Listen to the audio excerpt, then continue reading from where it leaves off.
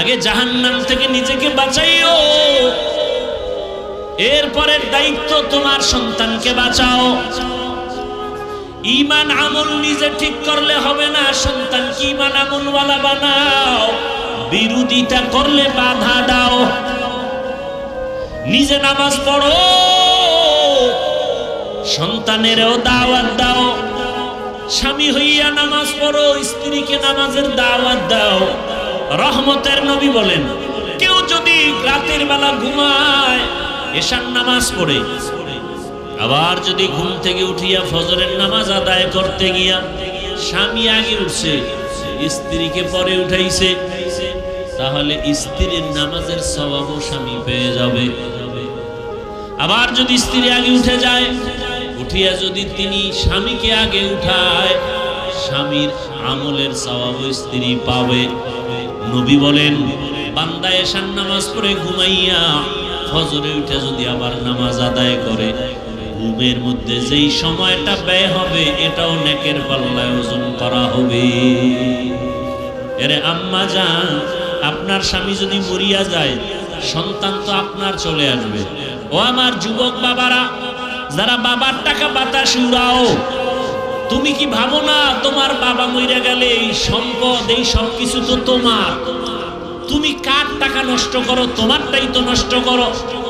তবে বলবা হুজুর ক্ষতি কি? লিখা রাখ, বাবা যদি কোটি কোটি টাকা কামাই করে আর স্ত্রী সন্তানরা যদি চুরি করে না বলে সরায়া দেয়, ওই সংসারে কোনোদিন লাভবান হবে না, কল্যাণ আসবে না। তাহলে নিজের বাবার ক্ষতি নিজে করলি। বাবায় মরিয়া গেলে সংসার তো তোমার হাতে নিতে হবে, বাবার ব্যবসা বাণিজ্য তোমাকে মেনটেন করতে হবে। এই চিন্তা যদি যুবকেরা করত, বাবার একটা টাকাও মোবাইলে গুনায় খরচ করত না। ও যুবক বাবা, আমি তোমাকে আবারও বলছি, তুমি আমার মতো হুজুর হও বলি না, বরং তুমি যে লাইনে থাকো 5 ওয়াক্ত নামাজ পড়ো, মনেরে বুঝাও মন। জীবনে কত নামাজ সারলাম, মনে চাইছে গান শুনবো শুনছি, মনে চাইছে সারা রাত মোবাইল চালাবো চালাইছি, মা বাবায় বাধা দিছে শুনি নাই, মনে চাইছে পার্কে যাবো দৌড়ায় গেছি, মনে চাইছে কক্সেস বাজারে যাবো দৌড়ায় গেলাম। গুনাহ করতে করতে করতে করতে এখন আমার গুনাহ ছাড়া কিছুই দেখি না। এখন কয়দিন আর চলবো? আমার পাশের কত যুবক দেখি নামাজ পড়ে, আমার লাইনের কত বন্ধু যুবক দেখি এরা ব্যবসা করে নামাজ পড়ে, চাকরি করে নামাজ ছাড়ে না, গাড়ি চালায় নামাজ ছাড়ে না। আমি কেন পারবো না? আল্লাহ যদি হেদায়েত রাখেন তওবা করো। ও আল্লাহর কাছে মনে মনে বলো, হে মালিক, জীবনে বহু নামাজ ছাড়লাম, বহু বেপরদায় চললাম। ও আল্লাহ, কেউ জানে না, তুমি জানো কত গুনাহ করেছি। দরওয়াজা জানালা বন্ধ করে গুনাহ করেছি, মোবাইলের দিয়ে তাকায় তাকায় চোখের গুনাহ করেছি, জবানের গুনাহ করেছি, কানের গুনাহ করেছি, হাতের গুনাহ করেছি। দুনিয়াতে টাকার বাহাদুরেরাও এক এক এতিম হইয়া চলে গেল। টাকা তার কবরে গেল না, টাকা তাকে বাঁচাইতে পারলো না। যমুনা গ্রুপের মালিক করোনায় মরে গেছে, বাঁচাইতে পারে নাই। কে ধনী, কে গরিব, কে আলেম, কে মূর্খ, কে তাবলীগ, কে কওমি, কে আলিয়া, তুমি যত বড় বাহাদুরি দেখাও না কেন, সবার মরণকালে কাফনের কালারও হবে সব এক। কাফনের উপরে লেখা থাকবে কোটিপতির লাশ, বড় হুজুরের লাশ। মাস্তানি তো কবরে যাওয়ার আগেই শেষ। কাফনে ঢোকা মাত্রই আমি যে এত বড় বাহাদুর, কাফনে ঢোকার পরে কে গরিব কে ধনী লেখা থাকবে, তাহলে কবরে যাওয়ার আগেই বাহাদুরি ফিনিশ। এখন আমি দাবি করি আমি বড় বক্তা, আমি বড় টাকাওয়ালা, আমি বড় ক্ষমতাওয়ালা মাস্তান। মরণকালে কাফনে ঢোকার পর কে বড় আলেম, কে ছাত্র, কে পীর, কে মুরিদ, কে শিক্ষক, কে ছাত্র, কোনো ভেদাভেদ থাকবে না, সব একাকার। কবরের সাইজও হবে নাকি আপনাদের এলাকার কবর একটু বড়? কবরের সাইজ, দাফন দিয়া মাটি দিয়া সব যখন চলে যাবে, প্রশ্ন কবরে হবে, তাও সবার বেলায় তিনটা, তাও এক। রবের পরিচয় দাও, ধর্মের পরিচয় দাও, রাহমাতুল লিল আলামিনের পরিচয় দাও। আপনার আমার আল্লাহ এক, নবী এক, কোরআন এক, কাবা এক, ধর্ম এক, কালেমা এক, আশা এক, কাফন এক, কালার এক, কবর এক, সাইজ এক, জানাজার সিস্টেমও এক, কবরের প্রশ্ন এক। অথচ দুঃখ, আমি টুপি খুলতে চাই না, তুমি টুপি মাথায় দিতে চাও না। কেন? তুমি ভিআইপি মুসলমান। আমি দাড়ি কাটলে লজ্জা পাই, তুমি রাখতে লজ্জা পাও। তুমি রাসূলের আশিক।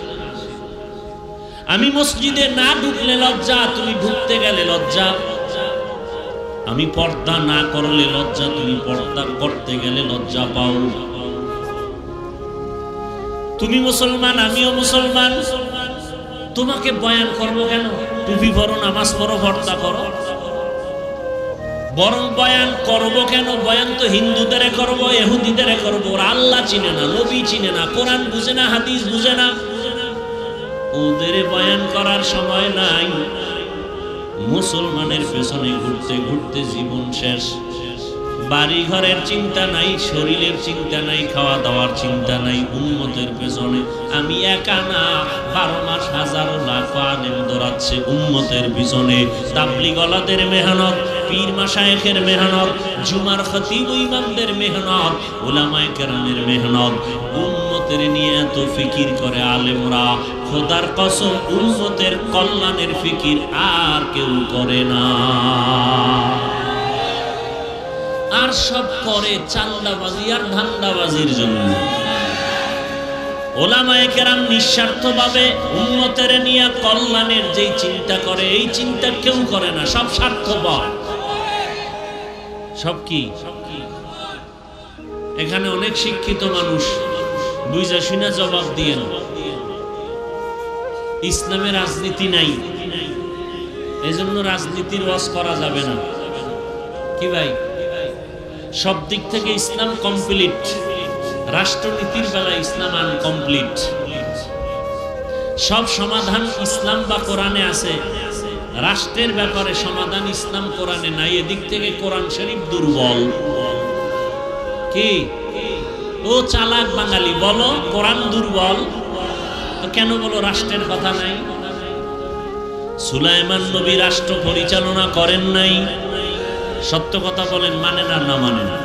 ইউসুফ নবী মিশরের অর্থমন্ত্রী ছিলেন না, এ ঘটনা কি কোরআনে নাই?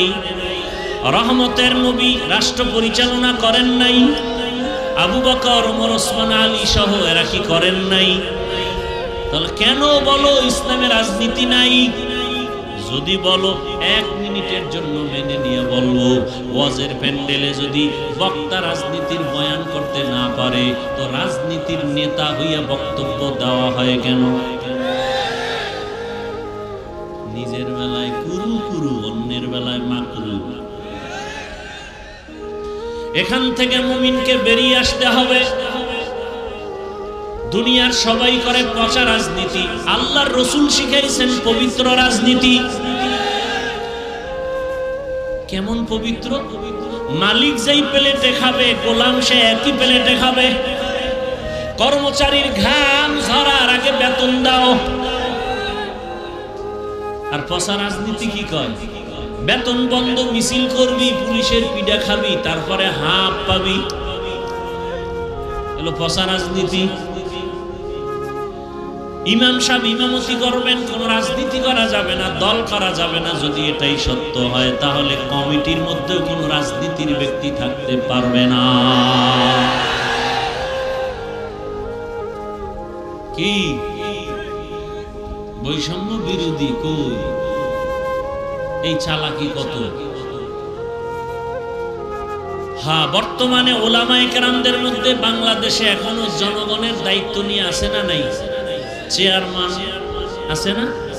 খবর নিয়ে দেখেন, মনে হয় যেন তারা দুনিয়াতেই বেহেশতের ঘ্রাণ পাইতেছে। আলেম ওলামারা উম্মতের দায়িত্ব নিলে কিছু হোক বা না হোক, উম্মতের উপরে জুলুম হবে না। আল্লাহ হেদায়েত দান করুন। ভাইরা আমার, তবে কপাল বড় খারাপ। সেদিন ওই উমরা সফরে রিয়াদের বাংলাদেশি প্রবাসীদের বলে আসলাম, বাবারা বাংলাদেশে এমন এক সুযোগ আইছে যা জীবনে আয়নায় আর আসবে কিনা জানে না। আমি বললাম যতটা খুশি এর থেকে আরো কঠিন হালাত, আগে যত দোয়া করছেন এর থেকে বেশি করেন, আরো বেশি দোয়া করেন, কারণ মানুষ খুশিতে অন্যায় বেশি করে, বেপরোয়া হয়ে যায়, কথার ব্যালেন্স থাকে না, চলাফেরার ব্যালেন্স থাকে না। আপনাদের বেশি দোয়া করা উচিত উলামায়ে কেরাম এক হওয়ার জন্য, বেশি দোয়া করা উচিত। এক হয় না কেন? আপনাদের কারণে। আপনারা দোষ দেন না আমগো, আসল ভেজাল আপনাদের মধ্যে। ফেসবুকে আলেমদের বিরুদ্ধে লেখালেখি যেদিন বন্ধ হবে সেদিন উলামায়ে কেরাম এক ময়দানে আসবে। উলামায়ে কেরামের বিরুদ্ধে পরস্পরে লেখালেখি ফেসবুকে যতদিন বন্ধ হবে না ততদিন এই জাতির কপাল খুলবে না। আর আপনি বিসমিল্লাহ পারেন না, উজবিল্লাহ পারেন না, আলেমের বিরুদ্ধে আপনি কলম ধরেন, এত বড় দুঃসাহস আর বেয়াদবি করার সাহস আপনাকে কে দিয়েছে? আমি তো সারা বাংলাদেশে বলি, বুক ফুলায় বলি, যারা আলেমের বিরুদ্ধে লেখে ওরা মা বাবার অভিশপ্ত সন্তান, ওরা মা বাবার সুসন্তান নয়। আল্লাহ হেদায়েত দান করেন।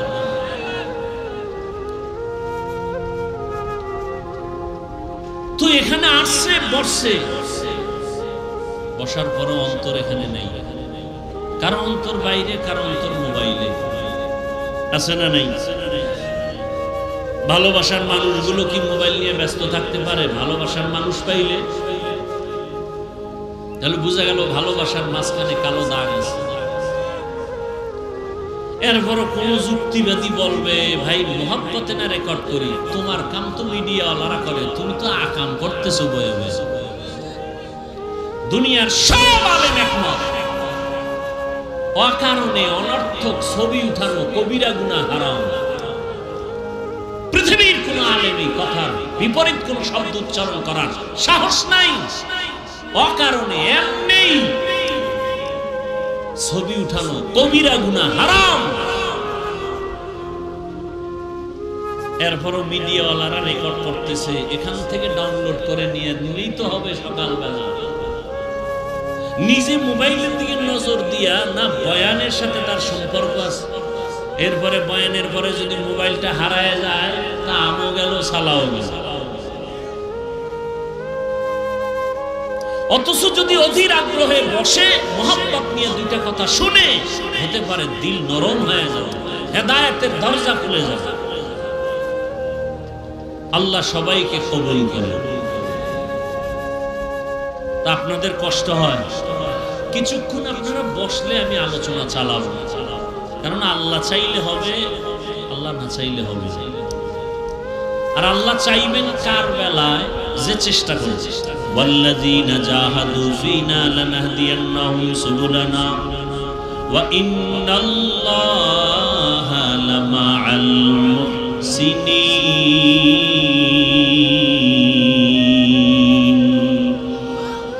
আল্লাহ তাআলা বলেন, যারা চেষ্টা করে আমাকে পাওয়ার জন্য, আমি আল্লাহ তার সামনে অনেকগুলো রাস্তা খুলে দেই। যেই রাস্তা দিয়ে বান্দা হাঁটতে থাকবে ওই রাস্তায় আমার সাথে মুলাকাত হয়ে যাবে। ইয়া ইলাহি মুঝসে মুঝকো দূর কর, তাকে দেখো মুঝ মে তুঝকো এক নজর। ইয়া ইলাহি তু মেরা মাবুদ है, या इलाही तू मेरा माशूक है। আপনারা কোরআনের বাগানে আসছেন, বেলুন কেনেন কেন? বাড়ি যাওয়ার সময় বেলুন ঝুলাইতে ঝুলাইতে কেউ প্লাস্টিকের মাছ কিনা যায়। ম্যাডাম যদি বলে ওয়াজে গিয়া পাইলা কি, বলে যে মোনাজাতে বেলুন কবুল হয়ে গেছে। বেলুন নিয়ে আসছে, প্লাস্টিকের মাছ নিয়ে আসছে।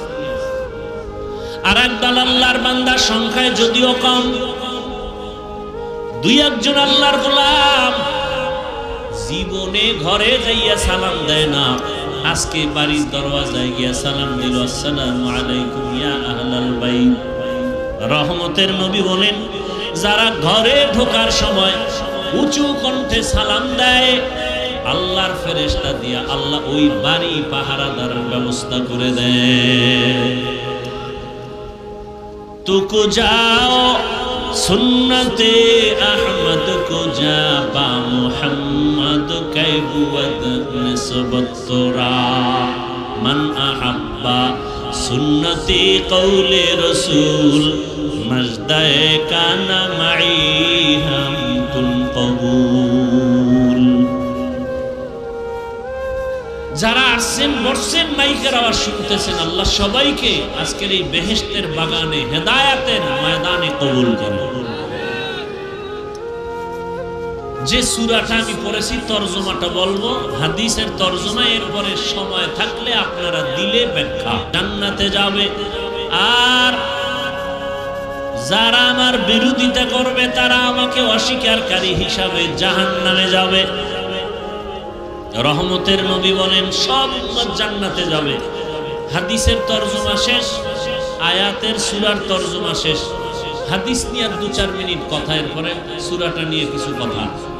হাদিসে নবী বললেন সব উম্মত জান্নাতে যাবে, একজনও বাদ নাই। কথা শেষ না কিন্তু আছে?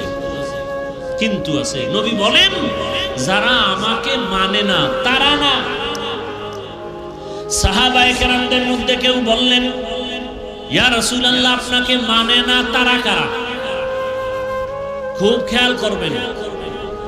সাহাবায়ে কেরামরা প্রশ্ন করা মাত্র রহমতের নবী বলেন যারা আমার অনুসরণ করবে তারা জান্নাতে যাবে, আর যারা আমার বিরোধিতা করবে তারা আমাকে না মানার কারণে জাহান্নামে যাবে। নবীজি জবাব দিলেন যারা আমার অনুসরণ করবে তারা জান্নাতি। এই কথার দ্বারা বোঝা যায় যারা নবীর অনুসরণ করবে না তারা কি? জাহান্নামী। কিন্তু হাকিকতে কথাটা এমন না যে রাসূলের অনুসরণ করবে সে জান্নাতি, যে অনুসরণ করবে না সে জাহান্নামী। কথাটা এমন না। কেমন? যে রাসূলের অনুসরণ করবে সে জান্নাতি, আর যে বিরোধিতা করবে সে জাহান্নামী। তাহলে অনুসরণ না করা আর বিরোধিতা করা এটা এক। যেমন এই প্যান্ডেলে বহু আল্লাহর বান্দা আছে, আমি যদি ডান দিক থেকে একজন যুবককে জিজ্ঞাসা করি এই যুবক তুমি নামাজ পড়ো না কেন? যুবক বলে হুজুর নামাজ দরকার, চেষ্টা করি পারি না, দোয়া করবেন। কি বোঝা গেল? সে নামাজ না পড়লেও অন্তরে আগ্রহ আছে না নাই? তাহলে সে কি রাসূলের দুশমন? না। বাম দিক থেকে যদি একটা যুবকেরা জিজ্ঞাসা করি বাবা নামাজ আদায় করো না কেন? কবে নামাজ না পড়লে অসুবিধা কি? এরকম আল্লাহর আশেক নাই? বলে নামাজ না পড়লে অসুবিধা কি? কি বুঝলেন? তার কথা আগ্রহ আছে? আগ্রহ নাই, বরং অনীহা। অতএব নবীর অনুসরণ করে না এরা জাহান্নামে যাবে, কথাটা এমন না, বরং বিরোধিতা যারা করে তারা জাহান্নামে যাবে। একজনে নামাজ পড়ে না আর একজন নামাজ পছন্দ করে না, দুইজন কি এক? যে নামাজ পড়ে না সে মুমিন, যে নামাজ পছন্দ করে না সে বেঈমান। যে টুপি পরে না সে মুমিন, যে টুপি পছন্দ করে না নবীর আদর্শের বেঈমান। যে হালাল মতো চলে না সে মুমিন, কিন্তু যে হালালটাকে পছন্দ করে না সে বেঈমান। যে আল্লাহর কোরআনের রাজনীতি করে না মুমিন, কিন্তু ইসলামের রাজনীতি নাই যদি বলে বেঈমান। ব্যবধান আছে না নাই? এটা বুঝারও তো মাথা নেই, মেমোরি নষ্ট হয়ে আছে আমাদের। ইসলামী রাজনীতি না করা আর অপছন্দ করা এক না। আল্লাহ বুঝার তৌফিক দান করেন। যে সূরাটা আমি পড়লাম আমার ধারণা মতে এখানে সবাই এই সূরাটা পারেন। সূরাটার নাম কি একবার বলবেন? ঘরের মা বোনেরাও এই সূরাটা শুনতে শুনতে মুখস্থ হয়ে গেছে। তরজমা বলে ফেলছি, সংক্ষেপ কিছু ব্যাখ্যা। আল্লাহ তাআলা সূরাটার শুরুতে কসম করেছেন, শপথ করেছেন, ওয়াল আসর, আসরের শপথ। আল্লাহ শপথ করলেন কেন? শুধু এখানে না, অনেক জায়গায়। ওয়াত্তিনি ওয়াজ-যাইতুন ওয়া তুরি সিনিন ওয়া হাযাল বালাদিল আমিন। তিনের কসম, জৈতুনের কসম, তুরে সিনার কসম, নিরাপদ শহর মক্কা নগরীর কসম। আল্লাহ বারবার কসম করেন, ওয়াশ-শামসি ওয়া দুহাহা ওয়াল কমারি ইযা তালাহা ওয়ান নাহারি ইযা জাল্লাহা ওয়াল লাইলি ইযা ইয়াগশাহা ওয়াস সামাই ওয়া মা বানাহা ওয়াদ দুহা ওয়াল লাইলি ইযা সাজা মা ওয়াদ্দাআকা রাব্বুকা ওয়া মা ক্বালা। আল্লাহ বারবার কসম কাটলেন কেন? আমরাও পরস্পরে কসম করি না কেন? এক ভাই আমার কথাটা অবিশ্বাস করলো, আমি শপথ করে বললাম কথাটা আসলে এমন কসম। আমি যখন কসম খেয়ে বলছি তখন বলে আর সন্দেহ করলাম না, মেনে নিলাম। আমরা মানুষ কসম করি সন্দেহ দূর করার জন্য। আমার রব কোরআনে কসম করেছেন, আল্লাহর কোরআনে কি সন্দেহ আছে নাকি? আছে? লা রাইবা ফীহ, এটা এমন একটা কিতাব যে কোরআনের মধ্যে কোনো ভুল নাই, সন্দেহের অবকাশ নাই। তাহলে আল্লাহ শপথ করলেন কেন? অনেক জবাব। এর সার সংক্ষেপ কথা হলো, আল্লাহর কথা সব সত্য, কোনো সন্দেহ নাই, তবে কসম করে কথাটার গুরুত্ব বাড়ায় দিলেন। সব কথা সত্য, কসমের কথাটা আরো গুরুত্বপূর্ণ। এবং যেই জিনিসের উপর আল্লাহ শপথ করেছেন ওই জিনিসটা বড় দামি, বুঝাবার জন্য। যেমন আসরের শপথ, আসর বড় দামি। তিনের শপথ, তিন বড় দামি। জৈতুনের শপথ, জৈতুন বড় দামি। আসমানের শপথ, আসমান বড় দামি। রাতের শপথ, রাত বড় দামি এক সম্পদ। দিনের শপথ, দিন বড় দামি সম্পদ। আল্লাহ বুঝাবার জন্য কসম করেছেন। আল আসর, আসরের শপথ, আসর বড় দামি। বলে কেমন দামি? কেমন দামি? চার মাযহাবের, চার ইমামের একজন ইমাম, ইমাম শাফিঈ রাহমাতুল্লাহি আলাইহি লিখেছেন, আল্লাহ রাব্বুল আলামিন কোরআনে হাকীমের মধ্যে আম্মা জান আয়েশা রাদিয়াল্লাহু আনহার প্রসিদ্ধ বর্ণনা মতে আয়াত সংখ্যা 6666। যদি আমার আল্লাহ শুধু আল আসরে সূরাটা অবতীর্ণ করতেন আর অন্য কোনো আয়াত যদি না দিতেন, আর সারা দুনিয়ার মানুষ আল আসরে সূরাটার উপরে জীবন চালাইতো, আমল করত, বিনা হিসাবে আল্লাহ জান্নাত দিয়ে দিতে। এত পাওয়ারফুল আল আসরে সূরাটা। আল্লাহ শুরুতে শপথ করলেন, আসরের শপথ। আসর বড় দামি। কেমন দামি? যারা এই আসরটাকে কাজে লাগাবে, আসরটাকে সম্মানের নজরে দেখবে, আল্লাহ তার সম্মান দুনিয়া আখিরাতে বাড়ায় দিবেন। এত বড় দামি আসরের যারা কাজে লাগাবে তারা দুনিয়ায় সফল, আখিরাতেও সফল হয়ে যাবে। এবার এই কসম খাইয়া সামনে যে কয়টা কথা বলতেছেন, কথাগুলো বড় দামি। আল্লাহ বলেন কসম খায়া তো গুরুত্ব বাড়ায় দিলাম। আবার বলেন ইন্নাল ইনসান, আবার তাকিদ দিলেন ইন্না, নিশ্চয়ই। আল ইনসান, সমস্ত দুনিয়ার মানুষ। আবার লাফি লাম তাকিদ, সব দুনিয়ার মানুষ অবশ্যই ক্ষতির মধ্যে জাহান্নামী। কথা কার? শপথ করে আল্লাহ বললেন সব মানুষ অবশ্যই জাহান্নামী, ক্ষতিগ্রস্ত। কথা শেষ, সামনে আরো আছে। আল্লাহ বলেন কিন্তু নামের ব্রেক লাগায় দিলাম, ইল্লা, দুনিয়ার সব মানুষ জাহান্নামে যাবে, কিন্তু কিন্তু আল্লাহ বলেন যাদের মধ্যে 4 গুণ পাওয়া যাবে তারা জাহান্নামী না। কয় গুণ? ইল্লাল্লাযীনা আমানু ওয়া আমিলুস সালিহাত ওয়া তাওয়াসাউ বিল হক ওয়া তাওয়াসাউ বিস সাবর। এই চার গুণওয়ালা মানুষ জাহান্নামে যাবে না, বরং তারা বিনা হিসাবে জান্নাতে যাবে। আতিনা ফি দারে দুনিয়া না হাসান, আতিনা ফি দারে উকবা না হাসান, ইয়া গিয়াসাল মুস্তাগীসিন ইহদিনা লিফতিখারা বিল উলুমে ওয়াল গিনা। हर गोरी देने को तू तैयार है, जो न मांगे उससे तू बेजार है। चार गुण वाला জাহান্নামী না। এর মধ্যে প্রথম গুণ যাদের থাকবে ঈমান, দ্বিতীয় গুণ যারা ঈমান আনার পরে নেক আমল করবে। এই দুইটা গুণ, ঈমান আর আমল, বদ আমল না নেক আমল, ঈমান আর নেক আমল। এরপরের দুই গুণ, ঈমান আর আমলের দাওয়াত অন্যকে দেওয়া, 3 নম্বর গুণ।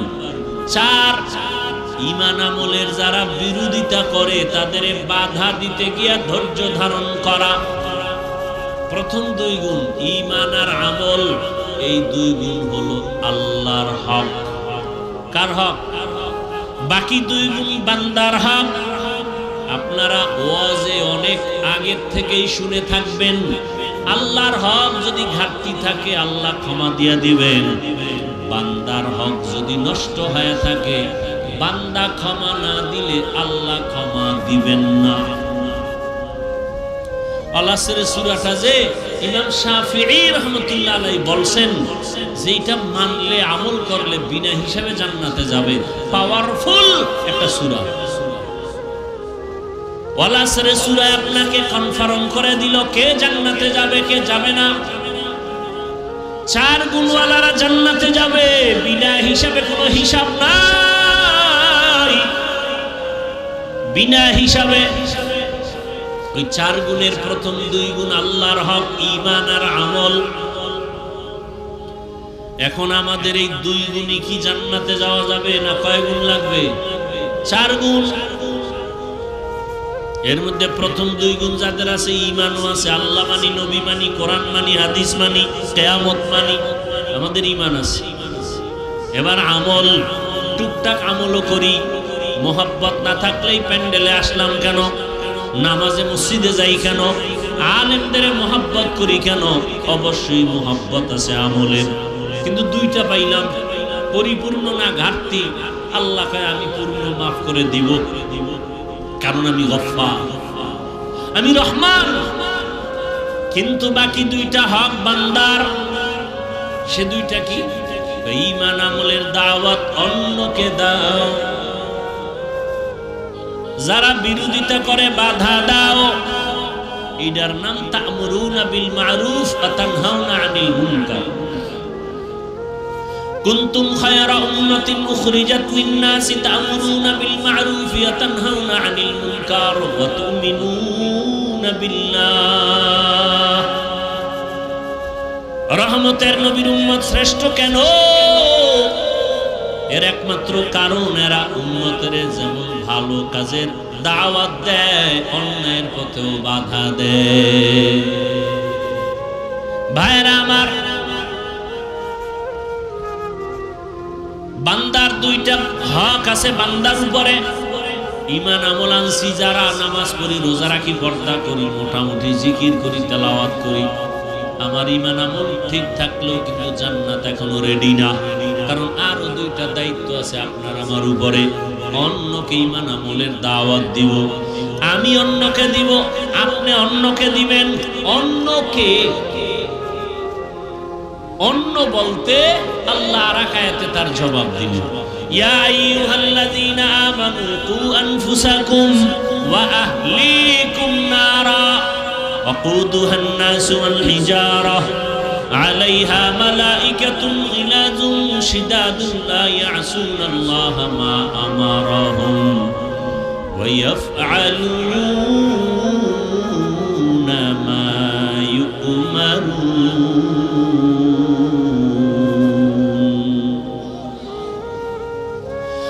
বলেন মুমিন জাহান্নামের আগুন থেকে আগে নিজেকে বাঁচাও, পরে আহালকে বাঁচাও। তাহলে আমি ঈমান আমল দিয়া জাহান্নাম থেকে বাঁচার পরে আমার দ্বিতীয় দায়িত্ব কি? আহালকে বাঁচানো।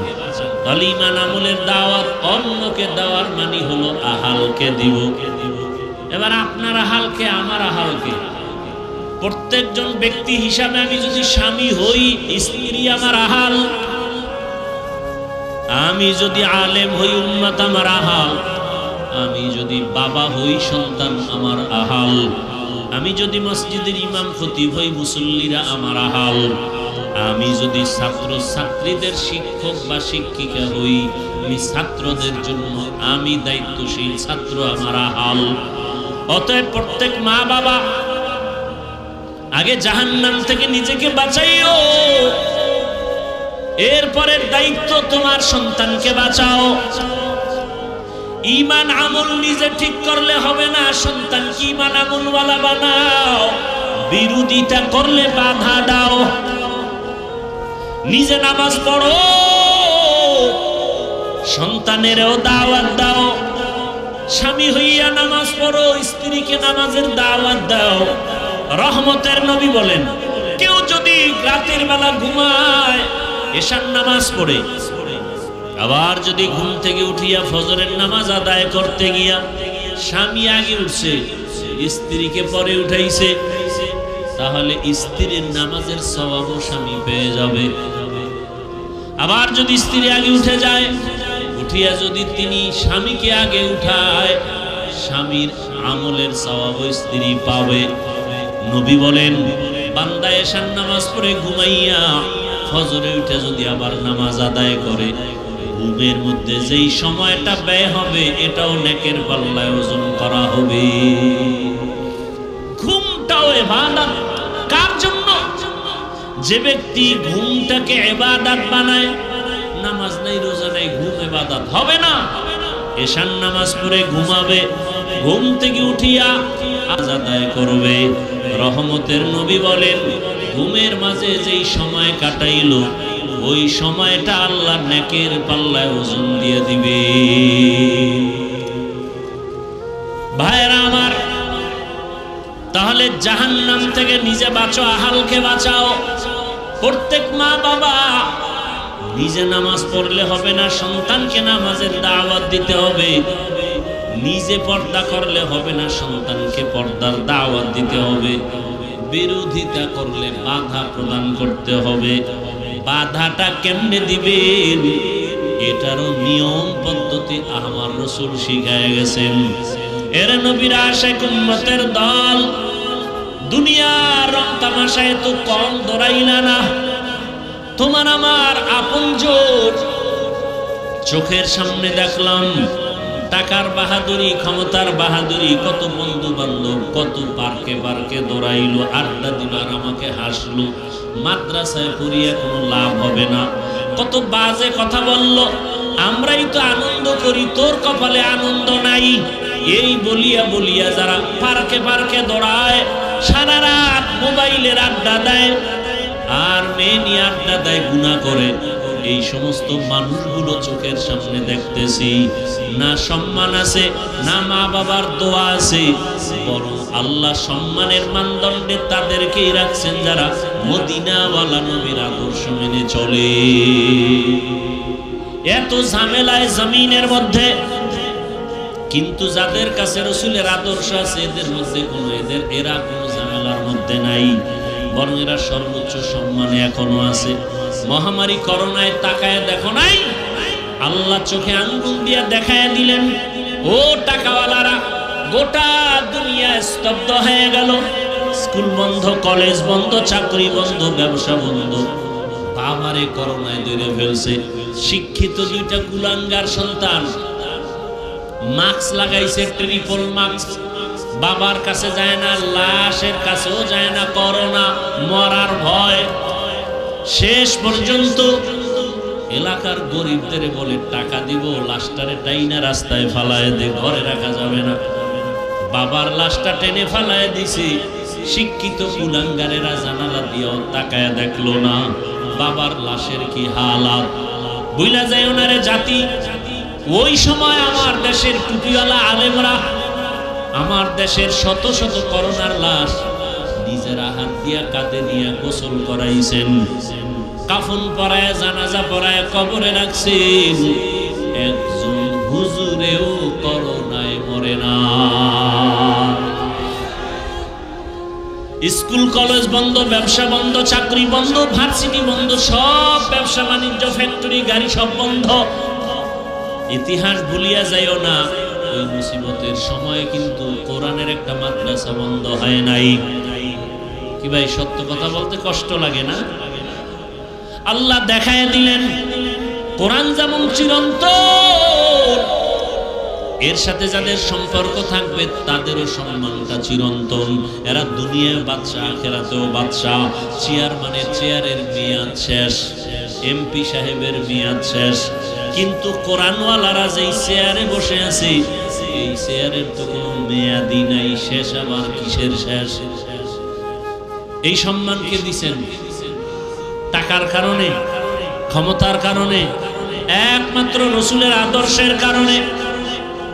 অতএব আমি বলবো যুবক বাবারা, ও পর্দার আড়ালের মা বোনেরা, ও বৃদ্ধ বাবাজি, ব্যবসায়ী চাকরিজীবীরা, দুনিয়ার রং তামাশা মানুষ শখ লাগায়া করে। মনের শখ ছিল একটু গান শুনবেন, নাচ দেখবেন, খুব মজা করছেন না? এবার বিনয়ের সাথে বলবো তওবা করে ফিরে আসেন। মনে আশা ছিল দুনিয়ার সিনেমা হলে যাবেন, পার্কে পার্কে ঘুরবেন, গুনাহ করবেন, গানের ময়দানে দৌড়াবেন। জীবনে তো কম পার্কে দৌড়াইলেন না।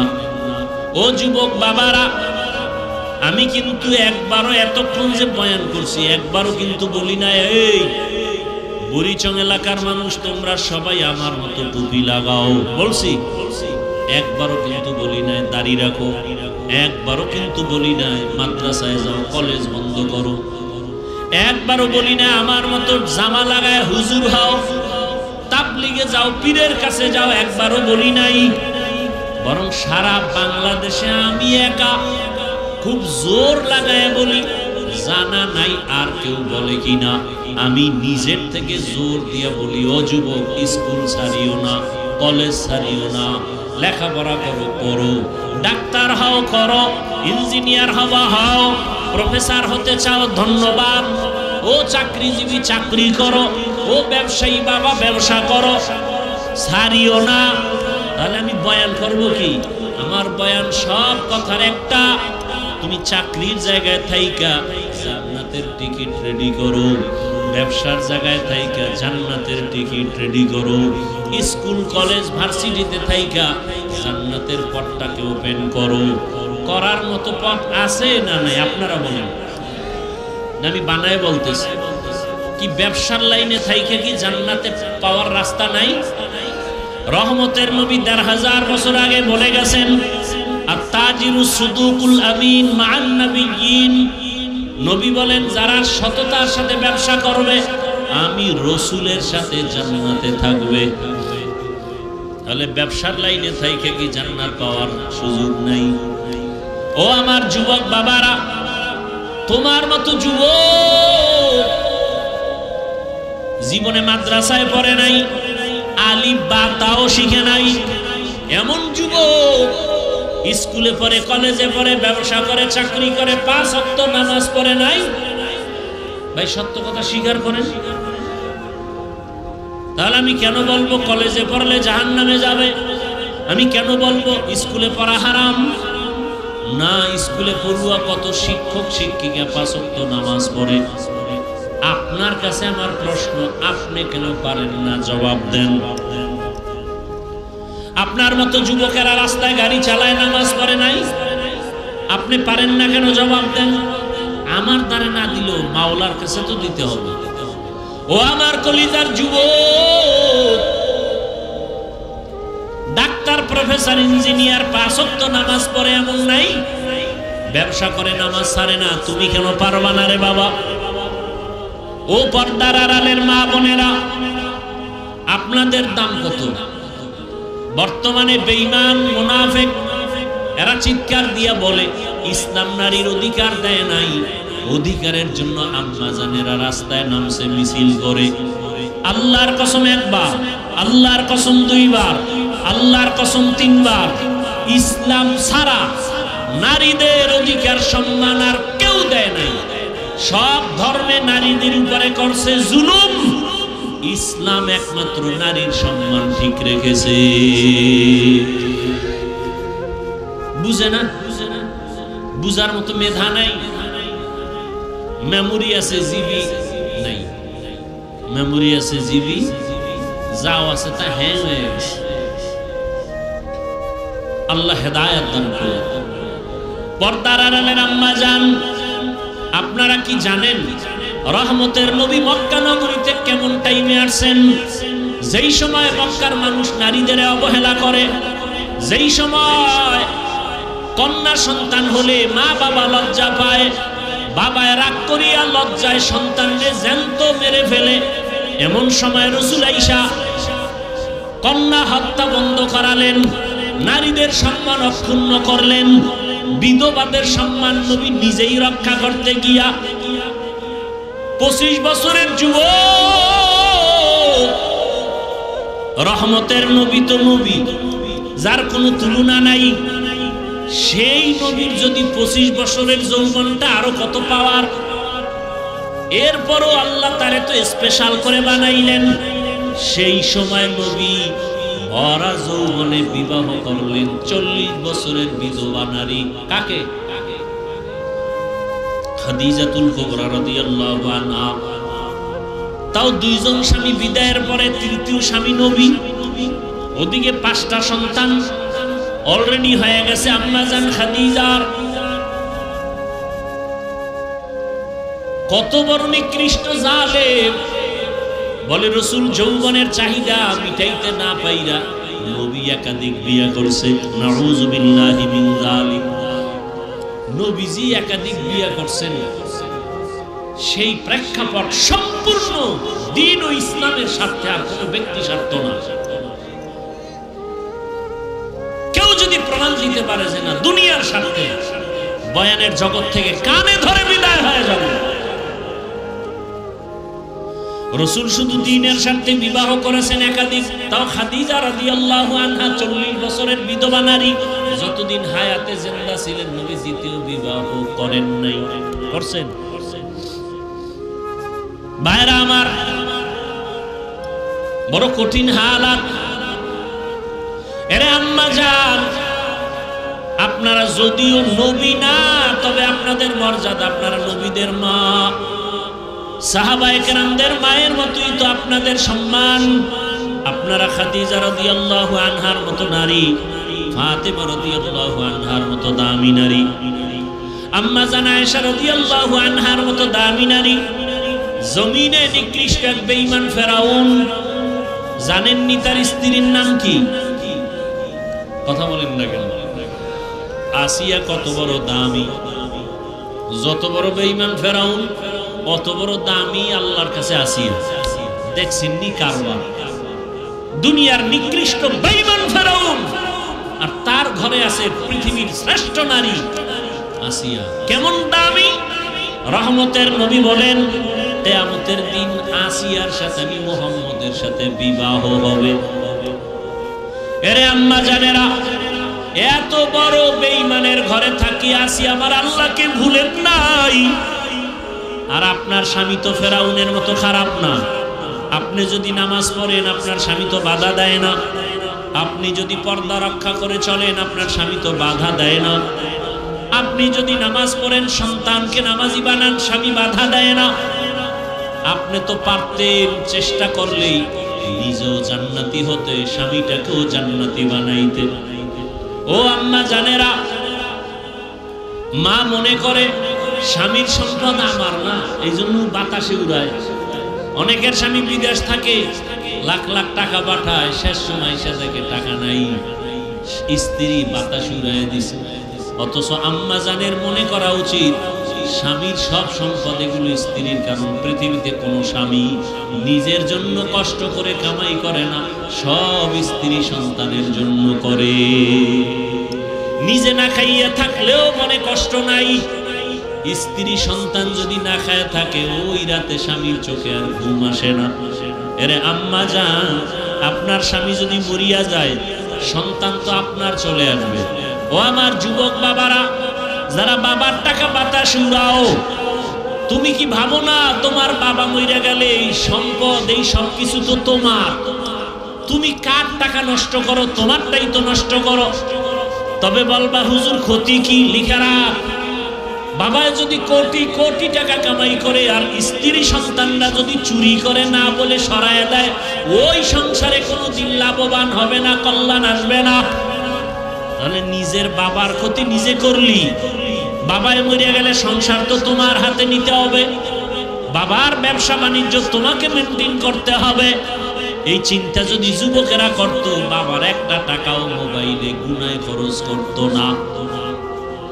ও যুবক বাবা, আমি তোমাকে আবারও বলছি, তুমি আমার মতো হুজুর হও বলি না, বরং তুমি যে লাইনে থাকো 5 ওয়াক্ত নামাজ পড়ো, মনেরে বুঝাও মন।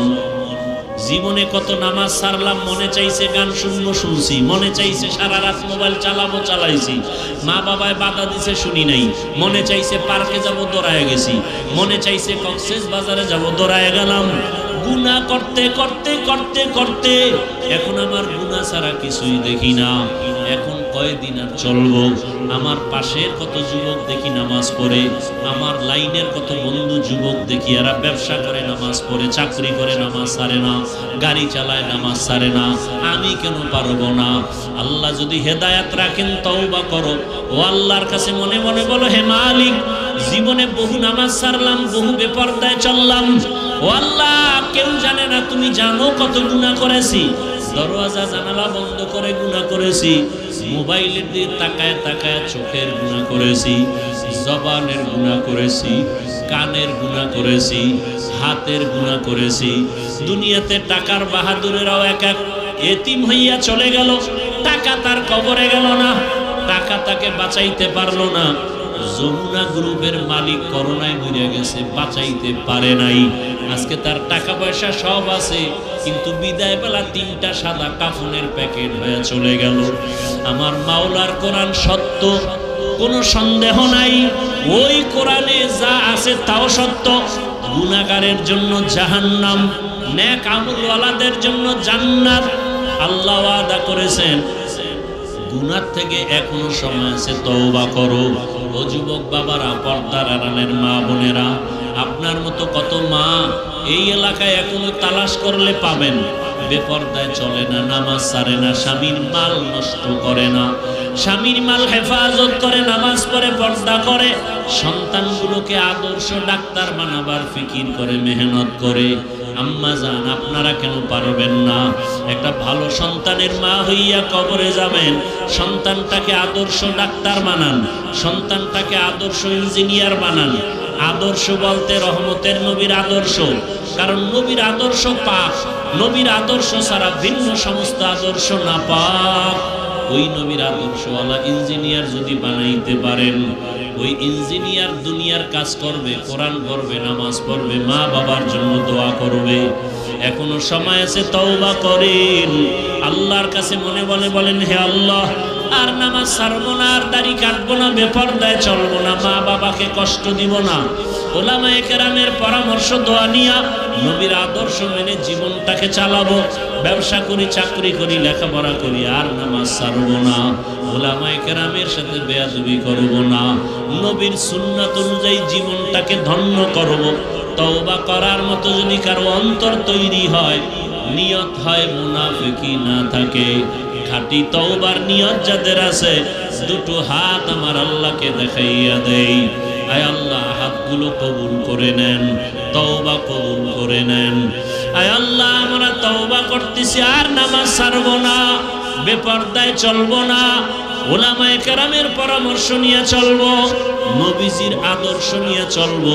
আমাদের তওবা কবুল করে নেন, গুনাহ মাফ করে দেন। তওবার উপরে মজবুত হইয়া